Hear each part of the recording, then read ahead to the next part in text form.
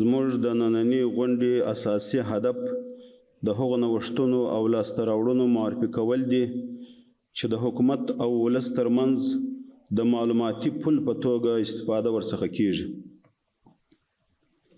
په داسې یو وخت کې چې نړۍ د معلوماتو په مټ کنټرولېږي، زموږ لپاره اړینه ده چې د نظام د کړنو او حقایقو د رسولو لپاره لا ډېر منظم او عصري سیستمونه ولرو. په همدې موخه نن موږ د هغو فعالیتونو شاهدان یو چې د اطلاع رسونې په برخه کې نوی باب پرانیزي. د پرمختګ یا پیشرفت په نوم د یوه جامع آنلاین ویب پاڼې رامنځته کېدل چې د ټولو امارتي ادارو کړنې به په منظم او معیاري ډول منعکس کوي.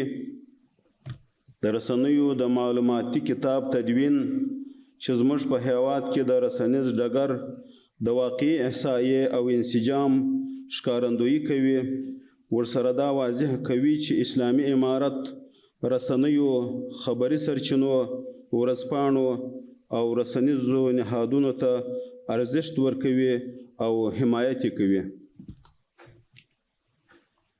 همدارنګه د ارګ پاڼې د سلیمې ګڼې خپرېدل چې د تیرو کلونو د دوامداره هڅو او د نظام د رسمي موقف د بیان یوه معتبره سرچینه ده. دا ټول موارد یوازې اداري فعالیتونه نه دي، بلکې دا زموږ د نظام هغه ژمنتیا ښیي چې غواړي حقایق له سانسور پرته او په مسلکي ډول خپاره کړي، ترڅو د مغرضو کړیو د تبلیغاتو مخه ونیول سي او ولس مو په واقعي پرمختګونو خبر سي. د دغو دریو واړو برخو د جزئیاتو او تخنیکي اړخونو په اړه به د ویان دفتر محترم مسؤلین تاسو ته بشپړ معلومات درکړي. خو زه غواړم ټینګار وکړم چې د دغو نوښتونو بریا ستاسو په همکارۍ او همغږۍ کې نغښتې ده.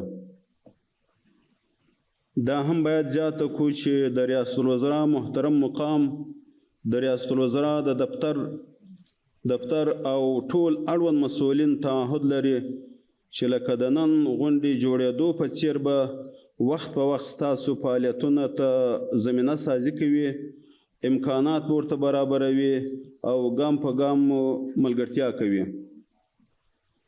په پای کې زه د ویان دفتر او د حکومت د اطلاعاتو او رسنیو مرکز له ټولو مسؤلینو او کارکوونکو څخه د زړه له کومې مننه کوم. ستاسو دغه نه ستړي کېدونکې هڅې او هغه زیار چې د نظام د رښتیني انځور وړاندې کولو لپاره یې ګالئ د ستایلو وړ دی.